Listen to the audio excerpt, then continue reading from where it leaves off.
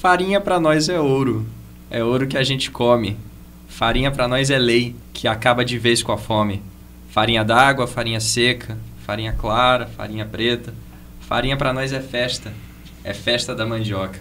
Farinha pra nós é festa, na cidade e na maloca. É com este trecho da música Carimbó da Farinha, um título muito conveniente, que estamos começando mais uma edição do programa Música com Farinha. Farinha pra nós é ouro que a gente come. Farinha pra nós é lei, que acaba de vez com a fome. Farinha pra nós é ouro que a gente come. Farinha pra nós é lei, que acaba de vez com a fome. Aê! Muito bom! Este que é um projeto acadêmico sendo gravado aqui no estúdio de rádio da Universidade Federal de Roraima e é de minha autoria, Pedro Barbosa, aluno de graduação em jornalismo com apoio técnico sonoro do nosso bolsista aqui da universidade, o Luan Selfish. Olá! Como vai, Selfish? Estou de volta. A voz de Selfish voltou depois de sumir do último programa. A gente faz uma alternância, um episódio sim, um episódio não. Sim, só para título de curiosidade para você que está ouvindo, nós estamos gravando esse programa com ilustríssimo Eliakim Rufino, exatamente no mesmo dia que a gente está gravando o programa do Cruviana, o dia 18 de junho de 2019. Parece que o estúdio não vai estar disponível pelo resto do mês, então eu resolvi compressar tudo num dia só. Fim de semestre é sempre uma loucura. Pois é. Aí é bom que ficou uma reverberação aqui dentro também, né? Exatamente. De música e de energia boa. Exato. Exatamente. Então vamos lá então. E hoje, como você já deve ter deduzido aí, nós estamos... Selfish, eu tenho que te falar, eu tô nervoso. É compreensível.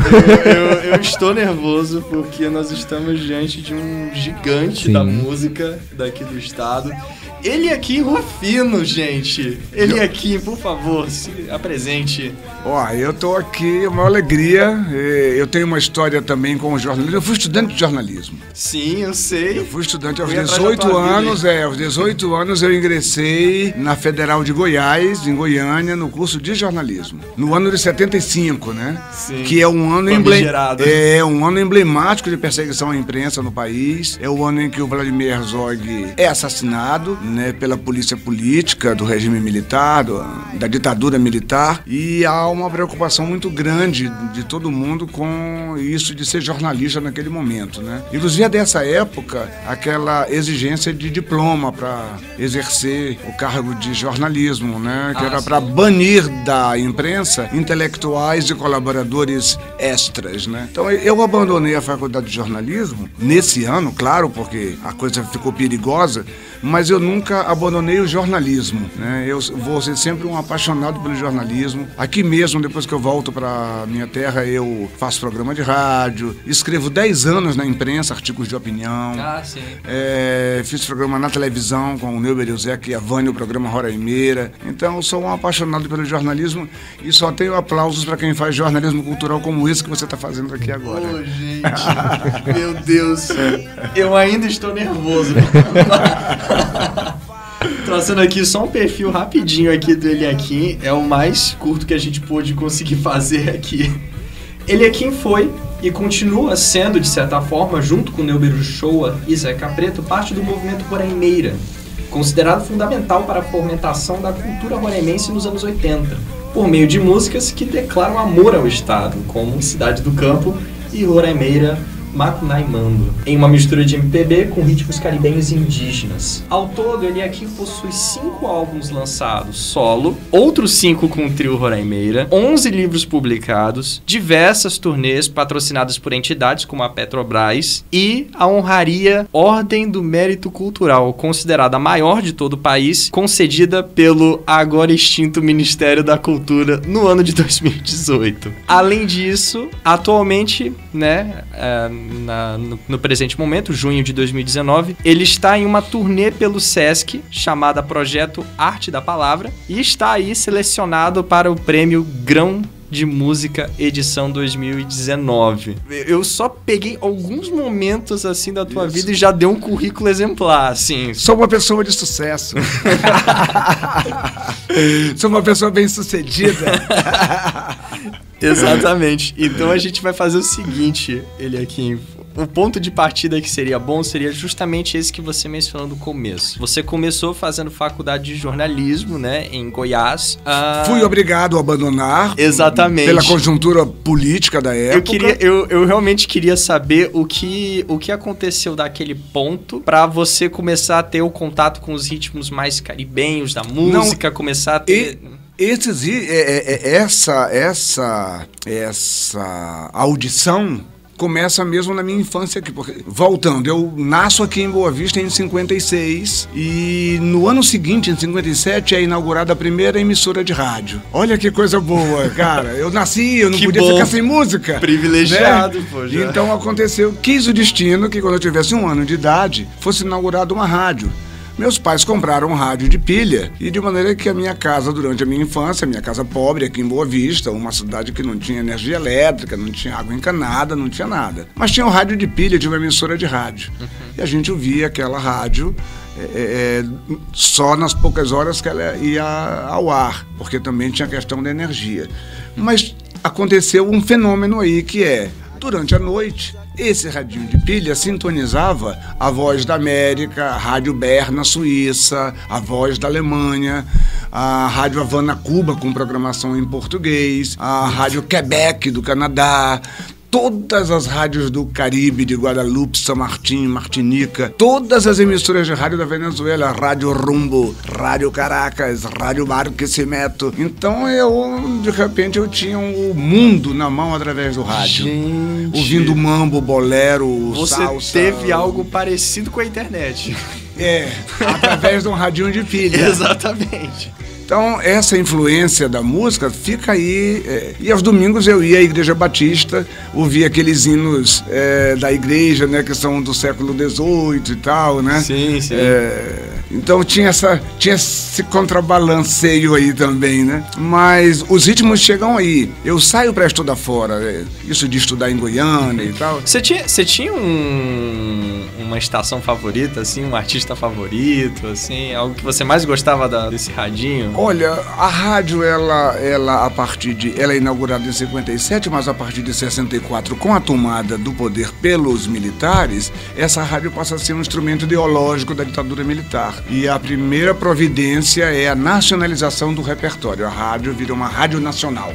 Ela não toca mais nada de lugar nenhum do mundo. Entendi, principalmente de Cuba.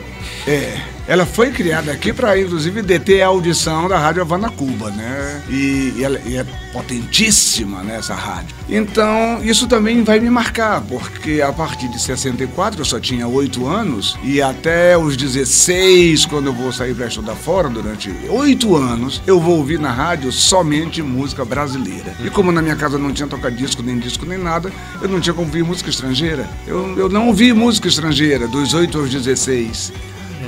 Nenhuma música. Eu ouvia falar que existia um grupo chamado Beatles, que existia não sei o que, mas eu não ouvia. Que doideira. A rádio não tocava, eu só ouvia música brasileira. E justamente nessa época, essa época aí, é a época em que nasce no Brasil um recorte histórico no MPB, a gente poderia pegar de 68 a 78, é um período que se chama de música cafona, né? Que depois vai ganhar o nome de brega, mas no primeiro momento é chamada de música cafona brasileira, que é Roberto Carlos, Valdir Soriano, Aldemar Dutra, Odair José, Fernando Mendes, Lindomar Castilho, que é uma música da ditadura militar, ou seja, uma música que trata de temas banais, as letras começam a cair de qualidade, e os assuntos uma música bem emblemática da música cafona é o Valdir Soriano com Eu Não Sou Cachorro Não, que os militares entenderam que era com relação à ditadura, ele terminou tendo problemas com a ditadura, né? Mas era Não Sou Cachorro Não, para ele estar humilhado por uma mulher. Então, muita coisa marca a minha vida musical, né? Mas, ao mesmo tempo, eu já estava lendo muita poesia, já lia os clássicos brasileiros, e quando eu abandono esse jornalismo, eu já sou um ativista estudantil, já um menino bem politizado para a época, contra a ditadura. Eu já tinha... E termino uma contradição tão grande aqui no Brasil e correndo risco de vida, que eu me autoexilo na Venezuela. Os anos de 78 78 e 79 são de alto exílio na Venezuela. Sim. Então, montando aqui Esse a quebra-cabeça. linha cronológica dos acontecimentos. Você, aos 16 já... Saiu para estudar, 17, em 73. Isso, saiu para Goiás, né, fazer a sua graduação em jornalismo, que acabou não dando certo por uma questão de ditadura, Isso. você mencionou. Foi o que exatamente? Foi algum empecilho, alguma disciplina que não pôde ser dada ali? Não, na verdade eu vivia de mesada e a minha família achava que era um investimento sem futuro.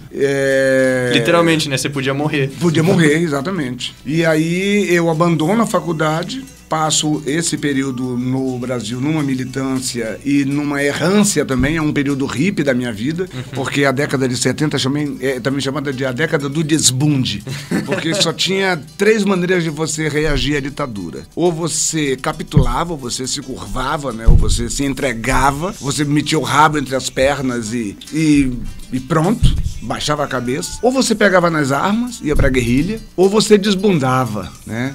Que desbundava era seguir uma inspiração no movimento hippie americano, que é o pessoal que não quer ir para a guerra do Vietnã e que desbunda também. Vai vender flores, vai vender artesanato, vai ser contra a guerra. E aqui o movimento hippie é contra a ditadura. E eu, como já era da música... É um protesto na forma de viver mesmo. Exatamente. Assim, né? E aí eu tenho um período hippie, os anos de 77, o ano de 77 principalmente é o meu ano completamente dedicado a uma grande caminhada hippie pelo Brasil. Gente! Que é uma coisa para filme. Meu Deus! Então você saiu da universidade, foi pra Venezuela... Não! Desbundou. Desbundei primeiro aqui no Brasil. Desbundou primeiro aqui no Brasil. E aí...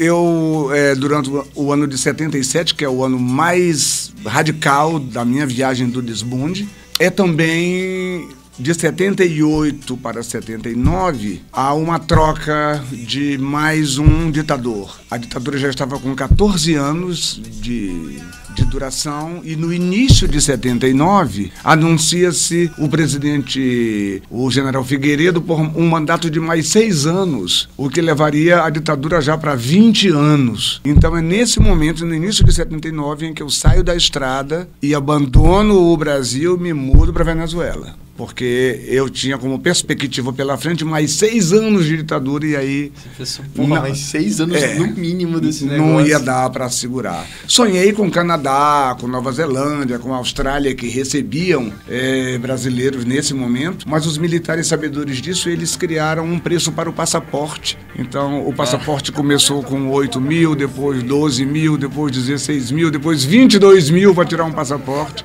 E aí não tinha quem saísse não tinha quem pudesse sair do país. Nós saímos para a Venezuela porque nós saímos clandestinos. Como eles agora estão entrando, né? Sim. Ou seja, eu fiz o caminho inverso nos anos 70, né? Olha aí. Eu entrei para lá e fui acolhido lá. Por isso que acolho hoje também aqui, entendeu? Sim, correto. E defendo uma... Você recebeu alguma resistência, tipo algum preconceito assim de venezuelano? Com as venezuelanas. Eu nunca namorei uma venezuelana durante o período que eu morei lá. As venezuelanas não me queriam. Eu era indocumentado. Aí eu tive que namorar estrangeiras indocumentadas como eu. Sim. Aí eu volto, aí eu estou na Venezuela e no final de 79, nós sabemos pela imprensa que ele havia assinado um decreto chamado Decreto de Anistia, em que naquele dezembro de 79 mudou tudo, sim. Podiam voltar, todos os exilados e autoexilados podiam voltar para passar o Natal e o Ano Novo com a família.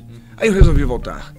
Resolvi voltar para a universidade, só que não mais com jornalismo, com filosofia, e na UFAM, aqui em Manaus, e trabalhar pelo fim da ditadura, que vai acabar em 84, né? Eu entro na filosofia em 80 e em 84 nós comemoramos o fim da ditadura. E eu me formo em filosofia.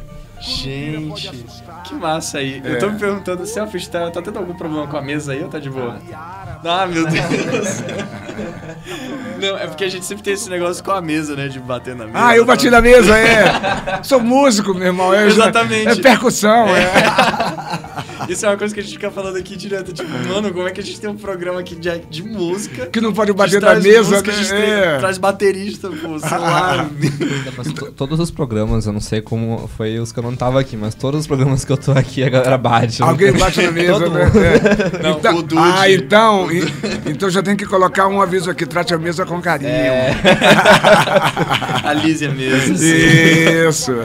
Quando o Dude tava aqui, o Dude ele chegava já dando carteirada, assim, já Ah, falava, não. olha, não pode bater na mesa, eu presto essa orientação o tempo todo. Não, O Dude fica revoltado, o cara se bate na mesa. Eu pô. falo no começo, mas é que eu gosto de deixar as pessoas livres para se expressar corporalmente. Você sabe? não quer cortar o barato, né? Assim. Porque às vezes eu sou uma pessoa que gesticula muito falando, né? Então se eu começo a falar e aí eu tenho que ficar parado, eu não consigo. Aí eu entendo desse jeito. Não, e outra que ele aqui tava aqui explicando, ele tava tão animado aqui, falando assim, todo se articulando, assim. Gente, vocês conseguem perdoar uma batidinha ou outra na mesa? Enfim, então puxando agora já, né? Você disse que conseguiu concluir o curso de filosofia na UFAM, isso já meados dos anos 80. 84. E aí, essa parada em Manaus que eu tenho, para outra visão mais geral, eu saio de Boa Vista com 16 anos e volto com 28. E nesses 12 anos, que é a minha odisseia, né? Nesses 12 anos eu vivo em Goiânia, Brasília, Belém, Porto Ordaz e Manaus. Né? São 5 cidades que eu vivo em 12 anos, sendo que Manaus durante 5 anos, que é o curso de filosofia. E volto para Boa Vista, após esses 12 anos dessa odisseia aí. E nesses 5 anos em Manaus, como eu fico parado esses 5 anos, eu recomeço a minha carreira artística interrompida quando saí do Brasil, quando desbundei também, porque na época do desbunde não tinha como levar adiante a carreira. Sim. Então, a ditadura me rouba esse período, né? Não só... Tem até um compositor de São Paulo que fez uma música que a letra diz assim: a geração da gente não teve muita chance de se afirmar, de arrasar, de ser feliz. Sem nada pela frente, pintou aquele lance de se mandar, de se mudar deste país. E aí você partiu para o Canadá e eu fiquei no Já Vou Já, pois quando eu estava me arrumando para ir, bati com os olhos no luar, a lua foi bater no mar e eu fui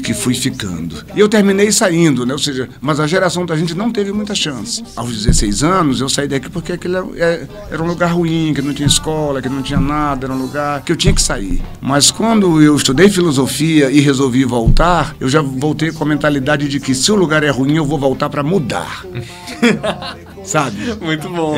Roraima nunca mais será a mesma depois da minha passagem. Ótima filosofia, realmente. E é por isso que eu volto. Eu voltei para mudar o lugar. Você voltou logo depois de concluir a faculdade? No ano seguinte. Eu termino o curso em 84 e em 85 eu já estou aqui. E a sua proposta era mudar com a música? Mudar com o movimento. Música, com o poeta, com o movimento. Fazer, me ajuntar aos companheiros artistas que residiam aqui, estavam aqui ou foram chegando aqui durante esse período. E nós fomos aí nos aproximando daqueles que queriam também defender isso, de que era produzir uma arte que tivesse a nossa cara, que nos traduzisse, né? Que fosse a nossa mais perfeita tradução, né? Sim. E é isso que acontece. Muitos vão se juntando ao movimento e aí, em 2014, comemoramos aqui no CAF 30 anos do Movimento Roraimeira e o ano passado, com o prêmio lá em Brasília, coroou os 34 anos de existência do movimento e demos por encerrado também, que agora já chega.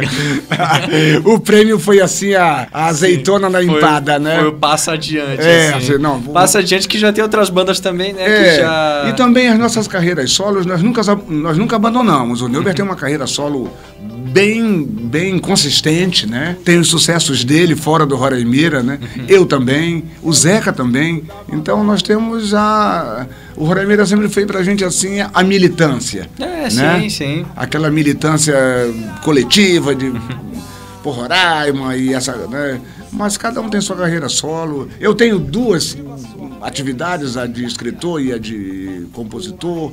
Então já temos bastante atividade para fazer. E o mais louco, cara, é que eu volto em 85 para Roraima, me emprego de professor, passo 30 anos dando aula, me aposentei em 2015. Sério? Dei 15 anos nas escolas públicas e 15 aqui na UFRR. Gente! 2020. 2015 foi o ano que eu entrei aqui. Pois é, foi o ano que eu saí. A universidade era pequena pra nós dois, ver. cara. Foi quase não ia dar pra nós dois aqui dentro, não. Defensor da Amazônia é o mosquito da malária. Não pode bater palma que corre o risco de matar o mosquito.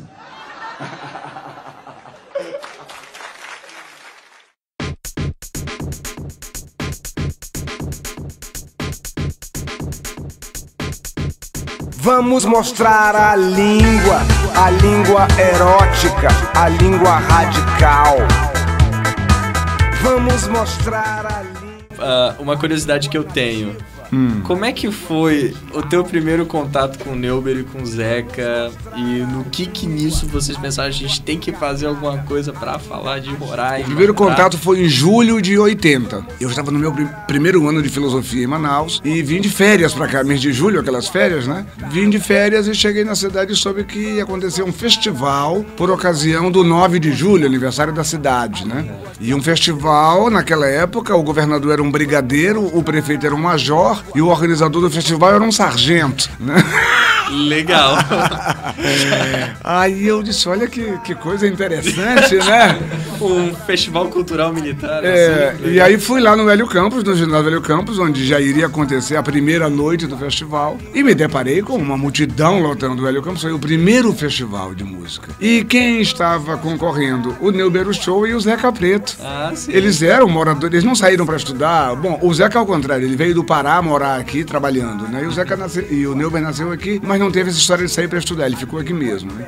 E eu sabia deles, assim, que eu sou daqui, né? Mas já estava fora e tal. Fui ao festival e o Neuber ficou em segundo lugar e o Zeca ficou em terceiro. E eu, olha, tu lembra quem ficou em primeiro? Foi o Ricardo Nogueira. Ricardo Nogueira, sim. E mas com essa maldição de que o primeiro lugar nunca ninguém lembra, nem toca nunca mais, né? Isso é verdade, sim. Naqueles festivais de música que tinha na... Lembra disso? Tem uma maldição do primeiro lugar. Quer dizer, lembrar eu não era nascido, mas eu já vi documentários. Sempre a plateia odeia a decisão do júri, né? Odeia o primeiro lugar, sim. Eu me lembro de uma edição desses festivais nacionais, assim, que teve, que Domingo no Parque ficou em segundo lugar. Domingo no Parque, que é uma puta música. Alegria, Alegria ficou em quarto. E uma música, acho que chamada Ponteira, ficou em primeiro, que ninguém se lembra que diabos é Ponteira hoje. Ponteio. Ponteiro, isso. Do Ponteio. Ponteio. E aqui Ponteio é um ritmo musical, é um ponteio, achei que era Ponteira. Não. Tá vendo como ninguém se lembra? Tá vendo? É do Lobo, é. Sim. Que teve depois um sucesso relativo, mas incomparável às outras que perderam, né? Sim. E foi o caso do Neuber e do Zeca. O Neuber, principalmente, que a música que ficou em terceiro lugar chamava Ave, e vai virar um hit. É o primeiro hit local, assim, de um compositor, é o Neuber com a ave dele. Botou essa ave pra voar aqui, né? Aí eu volto pra Manaus, continuo estudando. E em 84 tem um outro festival. 4 anos depois, um outro festival. Sim, o segundo. E aí de novo, eu e o Neuber, nós nos inscrevemos, mas não passamos as músicas. Nesse eu já me inscrevo, né? E o Zeca passa a música Roraimeira, que é... Te achei na grande América do Sul. Quero atos que me falem só de ti, e em tua forma bela e selvagem, entre os dedos do teu barro, o teu chão, e em tuas férteis terras enraizar a semente do poeta Eliakim. Aí eu pirei, eu jogou porra. É o Zeca que me lança, cara. Olha só. O Zeca me homenageia aí. E aí eu era conhecido já, pouquíssimo conhecido como cantor e compositor. Mas eu havia publicado um livro de poemas. E ele já me lança como poeta. Quem cria essa expressão poeta Eliakim é essa letra dessa música do Zeca Preto. Caramba. E a música vai ficar em segundo lugar, também não vai ganhar o festival. Ele vai ficar Não, o segundo é o número da sorte. Ele vai ficar em segundo lugar nisso. e a música vai ter uma trajetória tão linda, essa música, que hoje ela é o hino cultural do Estado. Sim, com certeza. E essa alegria, né, de eu fazer parte dessa letra, né, o meu nome está nessa letra, e o Zeca vai me ajudar sempre, vai ser meu jingle, né, com todo respeito, né? É o hino cultural do Estado, mas é meu jingle. Brincadeirinha. É uma coisa linda, né, Zeca Preto vai nos brindar com essa obra que vai, e é a primeira música roraimeira, né? Com o título, né, roraimeira. Já nasce com... Ele inventa essa palavra, que o Zeca Preto é dado a neologismos, né? E ele inventa essa palavra, nomeia esta música, a música tem essa repercussão junto ao público fantástica. Eu volto para Manaus, que era o meu último ano de filosofia, e já havia feito shows em Manaus ao longo desses anos todos, já era um nome na música em Manaus, na poesia, e articulo um show com os dois lá em Manaus. De maneira que o primeiro show, Neu Berzec e Eliakim, no Teatro Amazonas. Meu Deus. Em agosto de 84, ou seja, no mês seguinte ao festival aqui. Gente, em um mês tu articulou um show no Teatro Amazonas. E é uma coisa linda, é casa lotada. E o show era compartimentado. Eu fazia 7 músicas, o Neuber 7 e o Zeca Preto 7 para finalizar. E a última era Roraimeira. Sim, claro. Para fechar. E eles voltam de Manaus com a missão de organizarem aqui, porque eu estudava lá, não podia vir para cá, e eles organizam aqui no antigo Cine Supercar, na Major Williams, um cinema de 800 lugares, que depois a Universal vai comprar para fechar, mas na época era o cinema, e o Neuber e o Zeca conseguem, com a família Kimak, dona do cinema, a abertura para o primeiro show musical dentro do cinema. É o Roraimeira, em outubro de 84, ou seja, 2 meses depois de Manaus, e aí também é uma coisa linda, assim, lota o Cine Supercar, as pessoas se identificando com aquilo. Era a primeira vez em que as músicas falavam das coisas daqui. Sim, de paçoca, de índio, de buriti, de caxiri, de água, de jiquitaia, sabe? Então as pessoas tiveram aquele impacto, né? Para usar uma palavra de hoje, elas ficaram impactadas com o Roraimeira, né? O que era aquilo, né? E o meu irmão projetava fotografias na tela do cinema com paisagens locais, um show meio que multimídia. Olha aí. Né? Um projetor de slides. Era o aparato tecnológico mais moderno, era um projetor de slides. Exatamente. Aqueles que você pegava assim. Botava, isso, era isso. Já mexi num desses, já, fantástico. E esse show é o marco do... Então, com uma música chamada Roraimeira, um show chamado... E o show passou a se chamar Roraimeira, né? Show Roraimeira, com o Neuber, Zeca e Eliakim. Aí nós tivemos um insight de, bom, isso aí é mais que uma música, é mais que um show. Isso deve ser mesmo um movimento cultural pra gente mudar os rumos da história, né? E aí é que aglutinamos para regionalizar essa fotografia e tal, e extrapola, não é só um movimento estético, né? É um movimento político, social, econômico, filosófico, antropológico, sociológico, ele é tudo. Gente. Hoje paçoca vende na rua por causa do Roraimeira. Paçoca era uma comida que se comia na cozinha, não se levava nem pra mesa, porque as pessoas tinham vergonha disso. Você tá brincando? É sério? Meu Deus. É sério. Hoje vende de copinho como lanche na rua. Assim? Né? Foi, é mó bom, cara. Que papo... Buriti, ninguém... Cara, no início, as pessoas nos paravam na rua pra pedir pra parar. Ei, que é isso? Negócio de índio, de caxiri, sabe? Tanta coisa bonita pra vocês falarem, sabe? Só vou te dizer o absurdo do absurdo. 95, o programa de maior audiência da Rede Globo era da Regina Casé, um programa chamado Brasil Legal, que mostrava o Brasil todo, pessoas interessantes do Brasil todo, e eu sou o primeiro roraimense a aparecer na Rede Globo, no Brasil Legal, da Regina Casé, cantando tudo índio, tudo parente.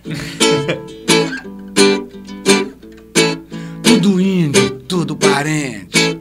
Tudo índio, tudo parente. No outro dia, a repercussão aqui em Roraima foi negativa. As pessoas estavam envergonhadas de eu ter aparecido na Rede Globo cantando tudo índio, tudo parente. Porque as pessoas não são racistas. São racistas. Não queriam vincular Roraima à questão indígena.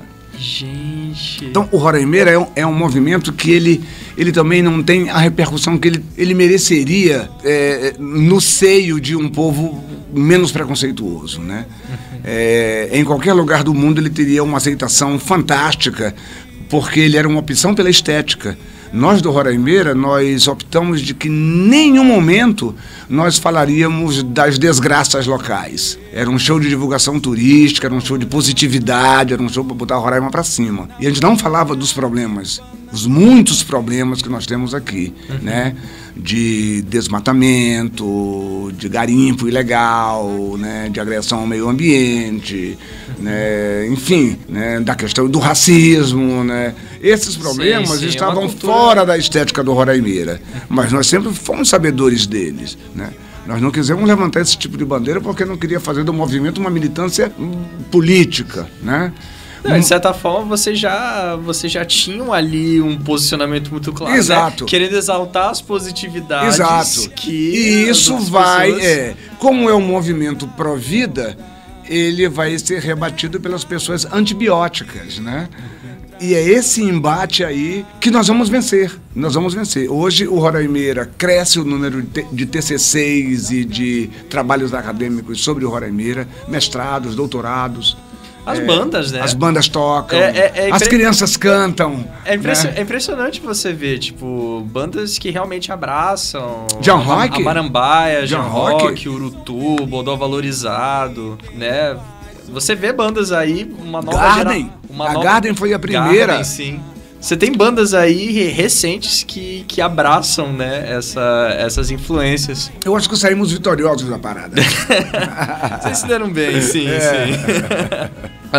Eu queria falar um pouquinho sobre algumas de suas músicas, ou pelo menos as músicas que eu acredito que sejam suas. Vamos lá, que tem essa também, as pessoas... Porque às vezes as pessoas podem achar que uma música é tua. Não só confundem as autorias das músicas, mas como confundem os personagens. Eu, o Neuber e o Zeca, as pessoas não sabem direito quem nós somos. Só te dou um exemplo. Esse dia eu estava caminhando no Parque Anauá, 2 garotos de bike, e um disse, ei, Neuber, o show! E o outro disse, cara, esse aí é o Zeca Preto. Nenhum dos dois acertou, entendeu? Mas vamos lá, vamos tirar as dúvidas agora. O momento tira dúvidas. Eu tenho certeza que na vez do Neuber ele vai dizer, um dia me chamaram ele aqui. Eu tenho certeza que os outros devem ter uma história. Não, mas assim. O Neuber já ficou indignado quando alguém chamou ele de Zeca Preto. Porque ele é branco, né, cara? Aí o Neuber disse, não, cara, aí é demais. Aí realmente, sabe? Mas vamos lá, as dúvidas. Você já tinha mencionado, né, Tudo Índio, que eu acho muito interessante, não só porque você menciona bairros na música, né? Você fala do 13 de setembro, do São Vicente, do Asa Branca, isso, assim, e... É uma música que, pra mim, existem várias vertentes de interpretações, assim, no que eu observo, né? Você fala, né, tudo índio, tudo parente, nessas regiões, em cada bairro. E me parecia um pouco uma coisa meio de êxodo, né? De pessoas que saem das áreas indígenas, vêm pra cidade e acabam sofrendo... Isso. Um tipo de preconceito justamente por causa disso. Tem uns livros agora que fazem muito sucesso aqui no Brasil, que são livros onde os compositores contam como fizeram as músicas. Inclusive tem um jornalista que está já no 4º volume que ele está fazendo, se chama... O nome do livro é... Foi Assim, parece. Sim. Porque as pessoas gostam de... Eu mesmo, eu gosto de... Eu vou te dizer agora... concepção, gestação e parto da música Tudo Índio. Foi assim, o meu trabalho de criatividade passa por leituras e observações de 1000 coisas, né? Mas eu gosto muito de ler trabalhos dos cientistas sociais, antropólogos, sociólogos, né? E veio para cá, para Boa Vista, uma pesquisadora italiana chamada Patrícia Ferri, e ela veio para pesquisar os indígenas. E quando ela chegou aqui em Boa Vista, ela começou a andar na rua, antes de se preparar para ir para a área indígena, e ela observou que tinha tanto índio aqui em Boa Vista que ela não precisava ir para a área indígena. Ela disse, meu Deus, os índios já estão aqui, para onde é que eu vou pesquisar o que eles estão fazendo aqui, esses que estão aqui, né? E ela é que faz essa pesquisa. Ela, em vez de ir para a área, ela fica aqui, ela descobre que a maior maloca de Roraima é Boa Vista, né? A maior comunidade indígena mora onde? É em Boa Vista. E são de várias comunidades, de várias etnias, E ela começa a fazer um mapeamento de onde eles moram, e um questionário de como que eles vieram, por que eles não voltaram, se eles voltam, se eles visitam, se recebem visitas, se mantém alguma tradição, como é a vida aqui, as discriminações, os preconceitos. Gente. E ela faz um mestrado, ela faz uma dissertação de mestrado que se chama Achados ou Perdidos? A Migração Indígena em Boa Vista. E eu tenho a sorte de conhecê-la porque nessa época eu publicava artigos de opinião no jornal. Ela leu um artigo meu, intitulado Roraima Não é Brasil, que era um artigo crítico e que batia com as ideias e as coisas que naquele momento ela estava ali também defendendo, né, e pesquisando. E ela pede a minha autorização para colocar o artigo no trabalho, como um anexo do trabalho dela, né, o meu artigo. Só que depois o trabalho dela é publicado em livro, né, que é um trabalho tão bom que sai da academia e ganha a livraria, né? E vai para a livraria e de repente o meu artigo está na íntegra no livro.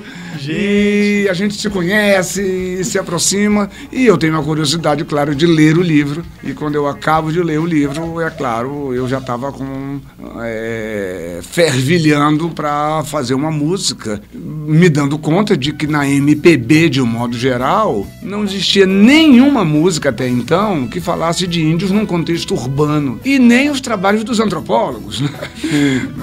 Eles sempre estão indo para uma área indígena, né? Tratando como se fossem coisas completamente distintas. Isso. Como se não houvesse uma mixigenação. E a Patrícia Ferri, ela vê isso. E ela descobre o quê? Ela descobre que os índios que vieram para Boa Vista, os primeiros que vieram, eles foram para o bairro mais desassistido que existia na época, que era o São Vicente. Então as populações indígenas mais antigas de Boa Vista moram no São Vicente. Em seguida foi o 13, e a terceira leva de indígenas nesse êxodo da invasão do campo pelos arrozeiros e fazendeiros que foram invadindo. Eles não vieram para cá porque eles quiseram vir para Boa Vista. As terras foram invadidas, né, pelo agronegócio, chamado agronegócio. E eles vieram para a cidade. E é por isso que eu cito, ou seja, a letra do índio é uma inspiração no trabalho científico da Patrícia Ferri, e que eu vou dar uma linguagem literária a esse trabalho científico dela. Vou abordar essa questão de índios num contexto urbano de forma inédita na MPB, e vou criar um marco também na música, porque é um rap, né? É um rap pioneiro aqui, né? É um rap amazônico pioneiro nesse movimento, né? E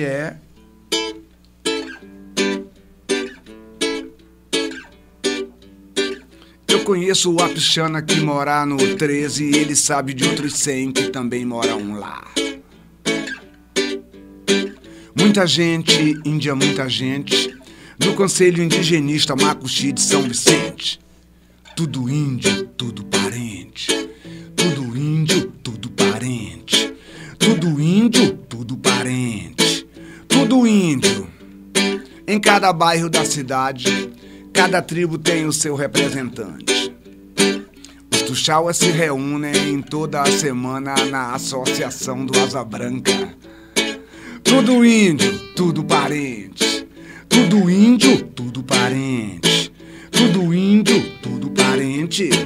Tudo índio. Eu conheço Yanomami que vende sorvete, e um pedreiro taurepã que vive de biscate. As mulheres índias, longe da maloca e da floresta, sobrevivem como desempregadas domésticas. E os milhares de meninos e meninas fazem papel de índio no boi durante as festas juninas. Tudo índio, tudo parente. Tudo índio, tudo parente. Tudo índio, tudo parente. Tudo índio.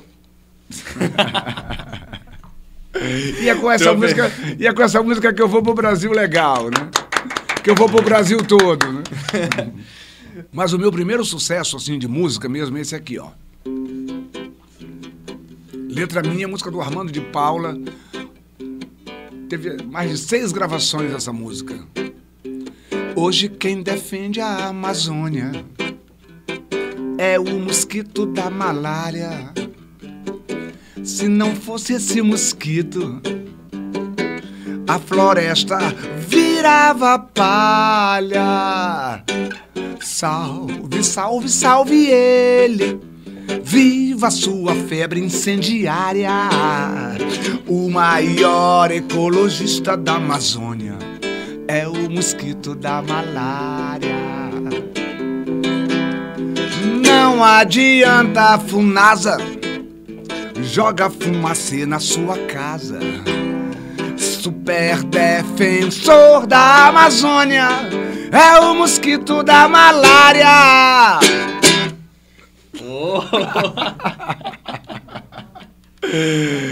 E aí sempre que eu faço show eu peço pra plateia não aplaudir porque corre o risco de matar o mosquito.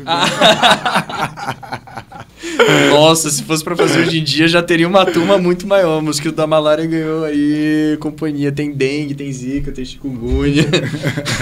Já tem uma turma já defensora hoje em dia. Existe alguns poemas assim que você acha que são os de destaque, assim, aqueles que você pensa, esse merece a menção. Por aqui. incrível que pareça, eu aí estudando e observando a vida dos poetas, eu já vi que todo poeta só consegue emplacar um poema. Pode escrever 1000, cara, mas só fica um conhecido. É sério, é sério. E às vezes esse poema conhecido desse poeta, geralmente é depois da morte do poeta. São poucos os poetas que conseguem, ainda em vida, conhecer esse poema que vai ser o poema dele que vai ficar. E eu tive essa sorte. Eu tive essa sorte de, ainda em vida, conhecer qual é o meu poema que vai ficar. É o Cavalo Selvagem. Cavalo Selvagem. Eu escrevi ele em 89 e ele tem uma repercussão tão grande, aonde eu passei pela minha vida dizendo ele, né?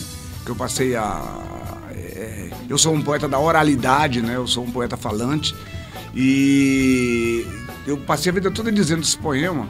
Em 2008 ele foi tombado pela Assembleia aqui como Patrimônio Cultural do Estado e ele já foi traduzido, ele é declamado em vários lugares do Brasil, ele está em disco, ele está em livro, ele está em... Então você deve ter ele de cabeça aí. Eu digo ele há 30 anos, né? Exatamente, eu acho que de cabeça ele deve ter. É assim, na verdade eu tenho toda a minha obra de memória. Toda. Gente. Se tocar em fogo, se acontecer alguma coisa, eu reescrevo tudo. É sério. Que nem o HD Fahrenheit 451. Que os caras decoram. Exato. Eu poderia muito bem ser um dos caras ser um daqueles caras lá. Que fica andando falando sozinho, falando as obras assim. Um sabia a Divina Comédia, o outro sabia o Eclesiastes, né? Meu favorito é do Orgulho e Preconceito, os irmãos gêmeos aí. Eu sou o volume 1 e ele é o volume 2. Eu li o Ray Bradbury, eu li o Fahrenheit 451 ainda na juventude. Muito bom que você tem essa... Tu viste o filme ou tu leste o livro? Os dois. Olha que bom! O filme que é do François Truffaut, acho que é o diretor. Bom, enfim. Não cheguei a ver o filme. É do François Truffaut. O filme é britânico, mas o diretor é francês, daquela época da Nova Onda. Enfim, já tô indo pra outra direção. Vamos ao cavalo. Sim. Fala. Eu sou o cavalo selvagem. Não sei o peso da sela. Não tenho freio nos beiços, nem cabresto, nem marca de ferro quente. Não tenho crina cortada, não sou bicho de curral. Eu sou o cavalo selvagem, meu pasto é o campo sem fim. Para mim não existe cerca, sigo somente o capim. Eu sou o cavalo selvagem, selvagem é minha alegria de ser livre noite e dia. Selvagem é só apelido, meu nome é mesmo cavalo. Cavalo solto no pasto, veloz carreira que faço, lavrado todo atravesso. Caminhos no campo eu traço, eu corro livre galope, transformo galope em verso. Eu sou o cavalo selvagem, sou o garanhão neste campo, eu sou rebelde alazão, sou o personagem de lendas, sou conversa nas fazendas, sou filho livre do chão. Eu sou o cavalo selvagem, meu mundo é a imensidão. Muito bom. Tem algum... Aproveitando já que a gente tá nesse negócio de poema, tem um poema teu que tu pensa, Pô, esse é um poema que eu gosto muito, mas não é tão comentado, não é tão conhecido. Tem um poema seu que você sente isso? Não, olha, uma vez perguntaram do Tom Jobim qual era a música dele que ele mais gostava. Ele disse, olha, música é como filho, ninguém pode ter preferência, né? É como os poemas, né? Eles estão ali. Sim. Não, olha, tem poemas assim, eu agora toco um show solo agora, chamado stand-up poético. Tem esse stand-up dos comediantes, né? Que é um humorista em pé, sem muitos recursos teatrais e só mandando aí uma piada atrás da outra, né? E eu tô fazendo agora um stand-up poético, que é mandando um poema atrás do outro, assim, pra plateia também. Ai, que legal. E que eu tenho todos de memória, então eu tenho essa facilidade de já ir embora, assim. Eu quero dizer 100 poemas em 60 minutos. Esse é o meu objetivo. 100 poemas em 60 minutos. Que é para o meu espectador ele sair assim com uma overdose de poesia na cabeça. Eu tô tentando fazer o cálculo na cabeça. Assim. Quantos poemas, quantos segundos tem que... Por exemplo, o Cavalo Selvagem, eu digo ele em 45 segundos. Uhum. Então, meus poemas... E ele tem 30 versos. Então, você vê que não é muito longo, não. Meus poemas são... Eu só escrevo coisas curtas. Uhum. Eu nunca fui do texto muito longo. Sim, eu já nasci atualizado para essa coisa. Eu já nasci pro Twitter, sabe? Nunca foi o estilo Fernando Pessoa, não, né? Que é o cara... Não. Meus poemas... Duas, 3 páginas, assim. Meus poemas são assim, tipo esse que eu vou dizer aqui agora. Quando ouvi a fábula da formiga e da cigarra, fiquei logo encantado por aquela que cantava. A formiga sempre trabalhando e preocupada demais com o futuro, não me entusiasmou tanto quanto a beleza pura da cigarra. Moral da história, não aprendi a prudência que a fábula ensinava. Eu não queria ser formiga, eu queria ser cigarra. Adorei, isso é muito bom. Coisas rápidas assim, sabe? Pra plateia já ir ali. E eu digo muito poema no bar também, na noite, né? Música. Ué, tá vendo dizer um poema aqui, né? Música, ninguém presta atenção. O cara tá lá tocando, tá todo mundo. Mas o poema silencia a plateia, mesmo no bar. A palavra poética falada, ela tem uma autoridade muito grande.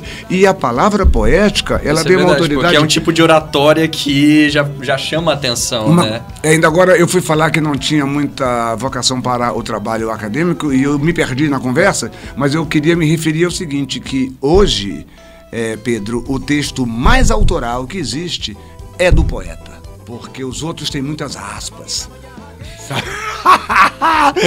Tem muitas aspas, né, cara? É muita citação, é muita referência, sabe? Agora, texto autoral sem aspa mesmo é o texto poético, né? Uhum. Quem assina mesmo embaixo o seu próprio texto são os poetas, né? Esses assinam embaixo, né? Os outros não, os outros citam muito, né? Eu um dia desse estava vendo aí um trabalho acadêmico que alguém denunciava que parece que 60% do trabalho acadêmico era entre aspas. Então, porra, né? Isso é uma coisa vergonhosa, sabe? Eu teria de vergonha. Aí já é parceria. Aí já tinha que botar o nome dos outros todos, entendeu? E consta, né? Tá lá uma bibliografia, sim. Né? Aquilo ali é o quê? Aquilo ali é essa... E eu sou muito satisfeito com a palavra poética porque ela permite essa liberdade também, né? Que eu uma vez ainda tentei fazer um trabalho acadêmico e a minha orientadora disse, mas aqui, ciência não é literatura, sabe? Eu disse, pois eu digo... você tem que ter referência, tem que ter um certo rigor, não sei o quê. E eu sou a favor de uma liberdade com rigor. Engana-se quem pensa também que o trabalho do artista é liberdade pura. Você via aí eu lhe contando sobre o nascimento do Tudo Índio, necessitou de uma leitura minha, de uma tese das ciências sociais, né, uma pesquisa, né? Ou seja, ninguém faz música por inspiração, ninguém faz arte por inspiração, ninguém faz nada por inspiração. Tudo é por pesquisa, tudo é por estudo, tudo é por um cuidadoso uma cuidadosa observação daquilo que você quer tratar. Não há essa... Engana-se quem pensa que o trabalho do artista ou do cientista um é menos rigoroso do que o outro, entende? Pode até ser que o trabalho do artista ainda seja mais rigoroso se fôssemos buscar mesmo na raiz, porque o artista, ele não tem... O cientista sempre está vinculado a uma instituição e o artista não. Ele está vinculado mesmo só à história dele, ao destino dele. Ele está vinculado à vida e não a uma instituição. E vida não é instituição, né? Vida é outra coisa. Olha aí, muito bom. Eu queria puxar, já falando da sua carreira solo, né? Quais são os álbuns, assim, que você pensa, que você indicaria, assim, que você falaria, esse vale a pena ouvir? Eu tenho 5 álbuns, né? Que é o Amazônia Legal, de 97, o Me Toca, de 98. Aí passei uma temporada fazendo shows ao vivo e as pessoas perguntavam, cadê o CD? Eu dizia, eu só posso ser consumido ao vivo, né? Mas depois eu resolvi, então, que era bom lançar um CD ao vivo, né? Que já que eu era para ser consumido ao vivo. E, por incrível que pareça, quis o destino que eu gravasse o meu CD ao vivo em Porto Alegre, cara. Boa Vista e Porto Alegre são os extremos do país, né? Em todos os sentidos, inclusive. Em todos os sentidos, e eu vou gravar, se chama Ele Aqui em Porto Alegre ao vivo, com uma banda gaúcha, e é um CD bem referência mesmo, porque ali tá o Ele Aqui dizendo poema, cantando, falando com a plateia. Sim, claro. E essa minha comunicação mais livre também, que até no show também eu não tenho essa disciplina só de estar cantando, né? Eu posso falar, posso dizer um poema, posso... E depois do ao vivo, eu volto a fazer um trabalho mais de estúdio. 2008 é o Mestiço, que é quando eu sou premiado pelo Itaú Cultural, gravo um DVD no projeto Rumos Itaú, que você encontra aí no YouTube. E em 2011 é que eu lanço o Diz, esse que eu trouxe pra você aí. Exatamente. Gente, eu ganhei um CD de presente, cara. Eu tô muito feliz. Minha irmã sabe que eu sou colecionador de CD, eu sou maluco. Eu tô pegando CD agora como se eu fosse mostrar pra uma câmera, assim, tipo, bem apresentador de talk show, mas não, você me imagine segurando um CD. Assim, né? Fazer, isso, fazer foto. Cara, se tu tiver outro CD, por favor. Que é uma experiência um modo bem particular de fazer música, que é meio canto falado, né? Não é só falado, nem é só cantado, é canto falado. E as trilhas sonoras aí do Ben Charles são fantásticas. É um trabalho bem próprio, bem autoral. Você me perguntava ainda agora, você via um certo vínculo com os Titãs, mas uma coisa que eu passei a vida toda batalhando foi para não me parecer com ninguém, né? Ah, sim. Eu quando vi, dizem que quando o Djavan ouviu o Jorge Versilo, ele mesmo se perguntou, sou eu, né? Porque o Jorge Versilo é tão parecido com ele, então eu já, esse tipo de artista, onde a influência é muito visível, né? Eu sempre deplorei. Entendi. Eu já adotei uma postura mais assim, eu tenho que fazer um trabalho que tenha uma originalidade tal que eu não me pareça com ninguém, que é para que eu me insira nesse mundo de... sabe? Entendi. Não, é porque, assim, eu falo mais essa coisa porque, tipo, é uma coisa que eu sempre tenho, assim, minha mente funciona muito assim, eu sempre faço ligações. Agora eu tenho uma coisa do rock and roll, né? Tipo... Tá aí nesse disco aí no Diz, ó. Má companhia, eu sou a má companhia. Má companhia, eu sou a má companhia. Eu sou a má companhia. Eu sou o líder da gangue. Eu sou a bala perdida, o lenço sujo de sangue. Eu sou um fora da lei, num filme de bang bang, má companhia.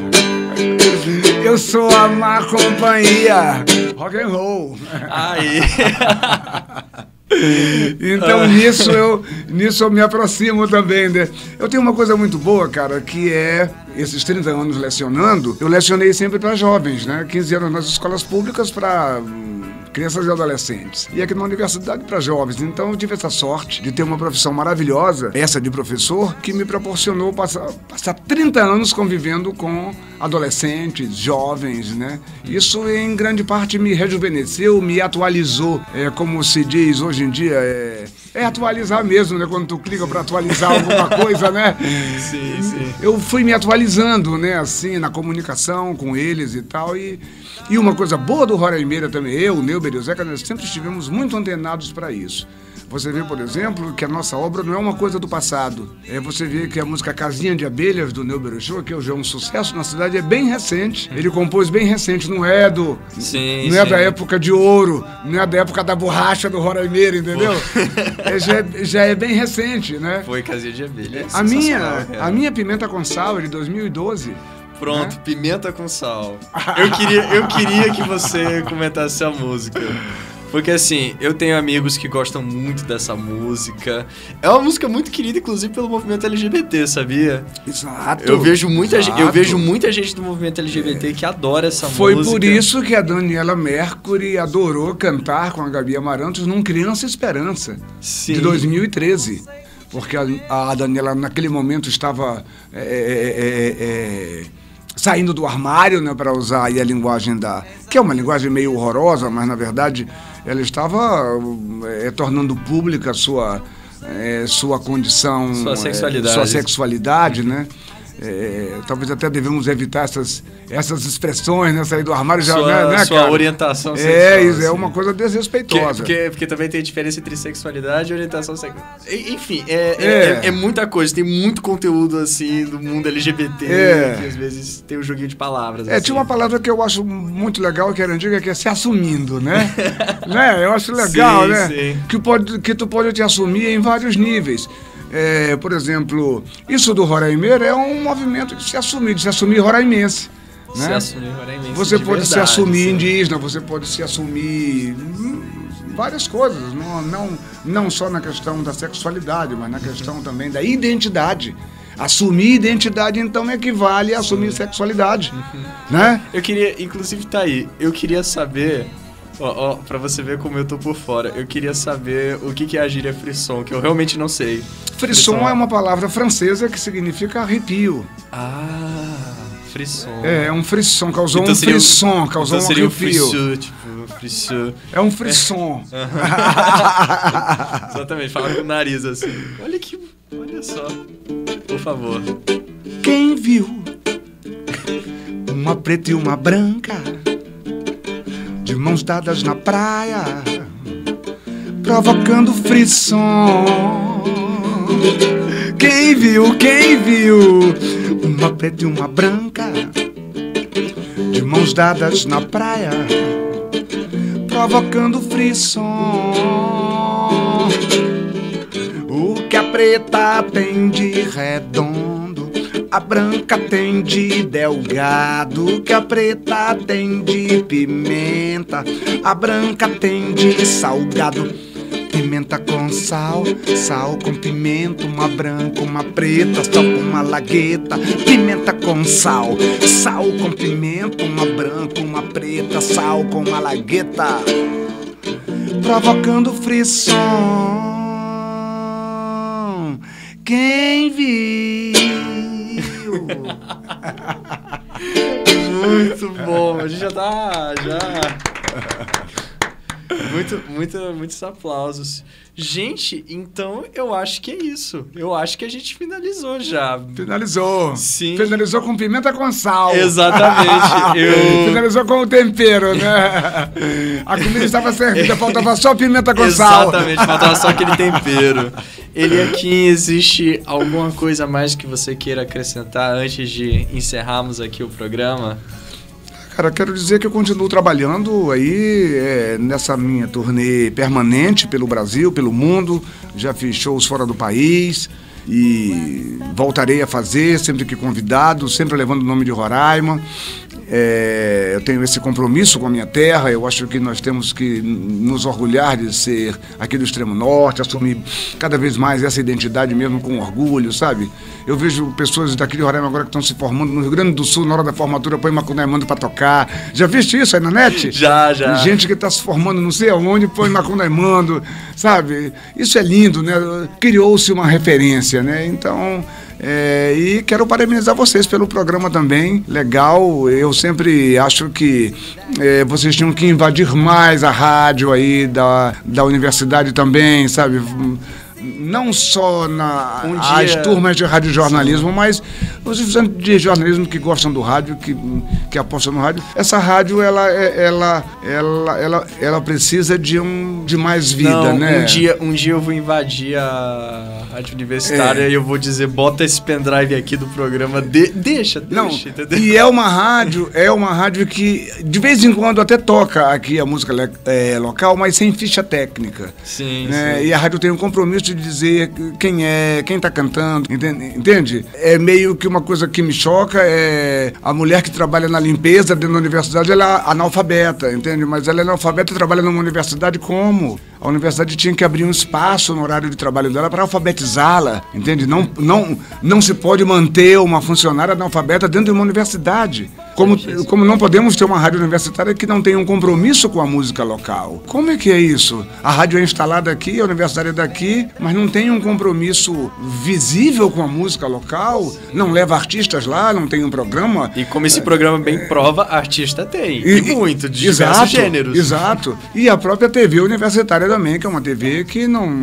ela não tem uma atuação. Nós já fizemos programa na TV universitária, já teve um programa Roraima na TV universitária em 92. Começamos o programa em fevereiro e em junho já estava em exibição nacional. É o primeiro programa de TV a ser exibido pela Rede Brasil, e único até agora, é o programa Roraima. É uma vergonha. Essa TV universitária era para estar mandando programas para passar em rede semanalmente, cara. Feito por quem? Pelos estudantes de jornalismo da universidade. Então eu acho que vocês também têm que fortalecer aí, eu não sei mais como andam essas lutas hoje em dia de centro acadêmico e tal, mas isso são aí... um pouco mais burocráticas, mas a gente...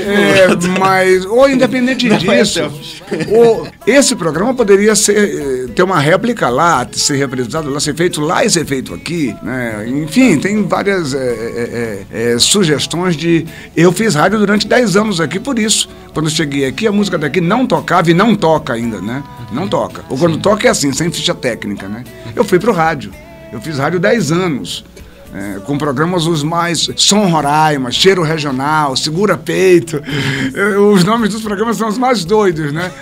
Mas eu ia mudando de rádio e tal, mas para manter isso de tocar a música local, de levar a gente ao vivo. O Pedro Link e o Renato Costa, o primeiro CD deles tem uma faixa que tá lá, gravada ao vivo no programa Som Roraima, Rádio Equatorial, ele aqui em Rufino e tal.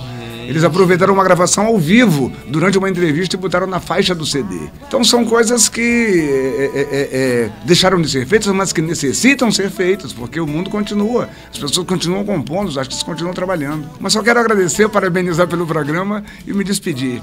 Claro. Certinho, então. Com uma música. Pra se despedir, eu quero fazer um pedido. Tem uma tua que eu gosto muito, que é Neto do Nordeste. Neto do Nordeste. Exatamente, que diz muito sobre... O povo daqui, a identidade, Uma identidade bastante, que tem muitas pegadas do Nordeste. Eu achei muito legal a homenagem que você faz. E é um shot. O ritmo é um shot. É uma coisa pra dançar, né? Então é isso, gente. Muito obrigado e até a próxima. Valeu, Pedro. Obrigado pelo convite. Valeu. Massa. Eu tenho um pé no Ceará, o meu avô era de lá.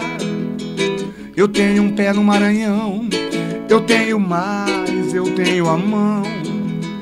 Eu tenho um pé no Piauí, Rio Grande do Norte, passa por aqui. Eu tenho um pé em Pernambuco, tenho uma perna no sertão.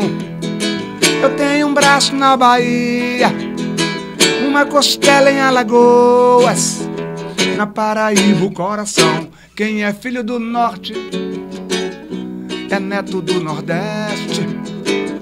Sou chuva na floresta, sou mandacaru no agreste. Quem é filho do norte é neto do nordeste. Sou farinha de caboclo, eu sou cabra da peste. Muito bom, muito bom. Beleza?